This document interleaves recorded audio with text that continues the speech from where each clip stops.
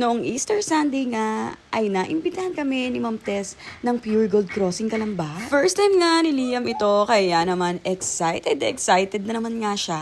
Wala nga pasok si Daddy C, kaya naman kasama nga namin siya. Nako, nakita niyo naman, ang sinabi nga niya ay sasamahan niya si Liam, pero cart ang dala niya. Oh, nakita niyo na po kung kanino nagmana itong si Liam. Lumapit na nga kay Liam ang mga staff ng Pure Gold para nga lagyan nga siya ng name tag. Guys, meron silang papremyo Rubik's Cube. Papremyo. Sana meron din chocolate, ha? Bakit gusto mo? O diba, hindi pa nga rin nag-uumpisa ay marami nang gustong mangyayari itong si Liam. Kung makapag-expect ng premyo, akala mo naman wala siyang chocolate sa bahay. Excited ka ako magmukbang! Step to, magpe-play lang dito, hindi to kakain dito. May nakita ko yung lechon. Ang totoo, excited lang talaga si Liam na makatanggap ng papremyo dahil nga first time niya nga ito. Ang sabi niya nga sa amin ni Daddy C ay gusto niya daw nga maranasan na manalo sa mga pag-games. Kaya naman sa kagustuhan ito ni Liam na manalo sa mga games, eto, nagpapractice na nga daw siya magsayaw. Ang sabi niya nga sa amin ni Daddy C ay eto nga daw ang gagawin niya pag sinabing mag-dance. Guys, lumipat naman ako at nakakain na dito. Nako po, wag niyo masyadong seryosohin ang mga sinabi niya ni Liam dahil sa totoo ay katatapos lang talaga namin yan kumain. Ni-request nga nila na kung po pwede si Liam ang mag-opening prayer. Liam Gray. Pumayag naman itong si Liam pero hindi ko talaga alam kung anong ipepray nito ni Liam. Dahil yung mga prayers niya nga every night ay yun yung mga nangyayari nga sa kanya araw-araw na ipinagpapasalamat niya at mga hinihingi niya ng tawad.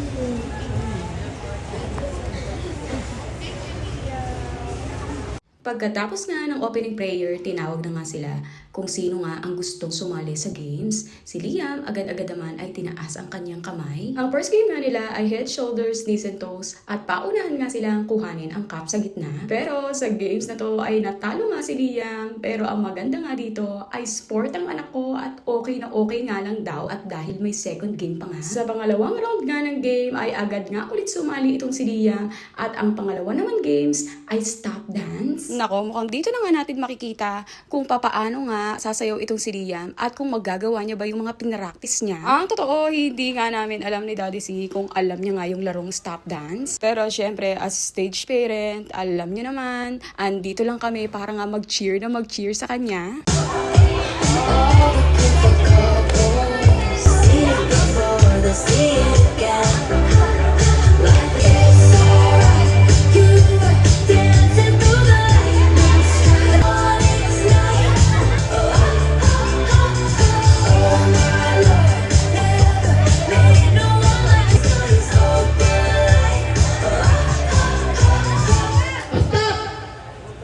Walang gagalaw ha.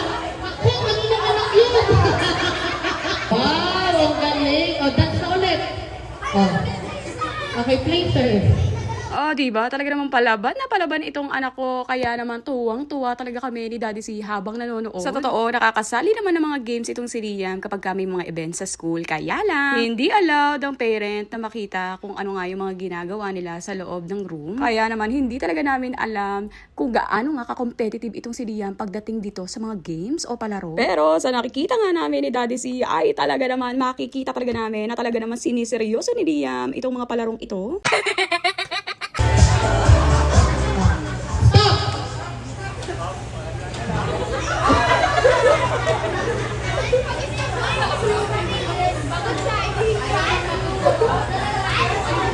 Okay ka pa ba? Opo, galing nga ni Liam. Okay, Ate Rhea, okay ka pa po ba? Wag gagalaw ah. Ikaw, Ate Kaylee, okay ka pa po? Opo. Opo, sige po.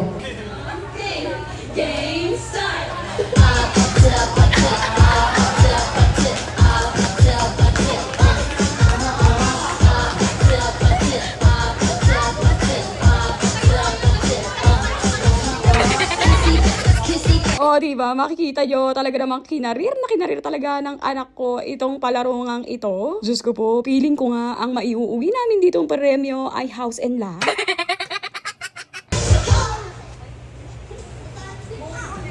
Wow, ang gagaling naman nila.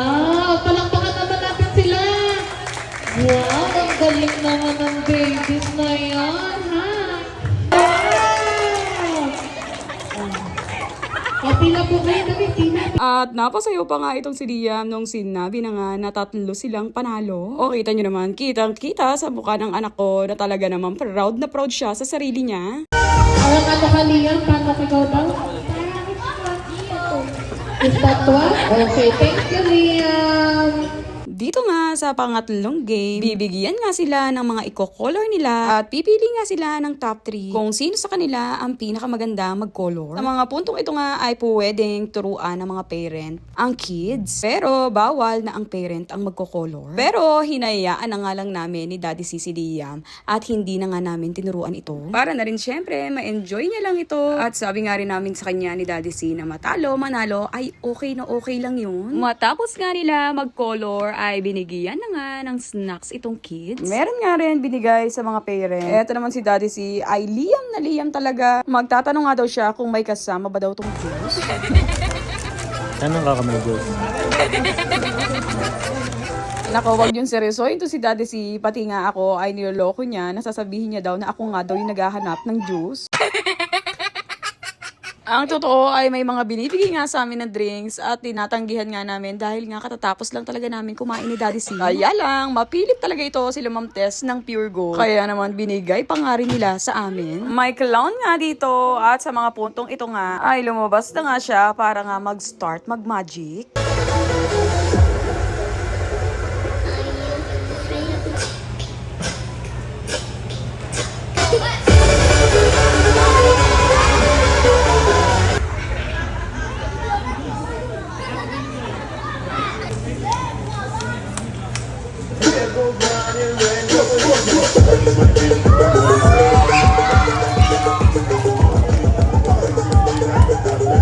Nakikita nga namin ni Daddy C na na-enjoy nga ni Liam itong pagmamagic ng clown. Kaya naman, nung tinanong ni clown kung sino daw ang gustong matutong magmagic, etong si Liam ay pumunta na nga agad dito sa unahan.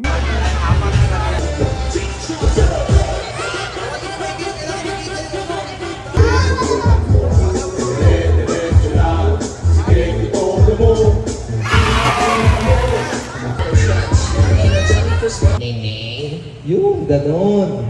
yun ganon. My name is yun ganon.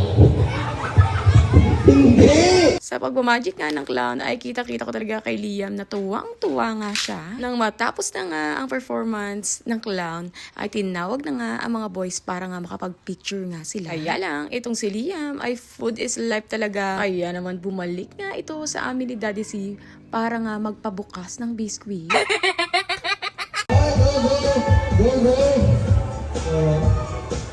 Si Liam, alam din yung dance di ba?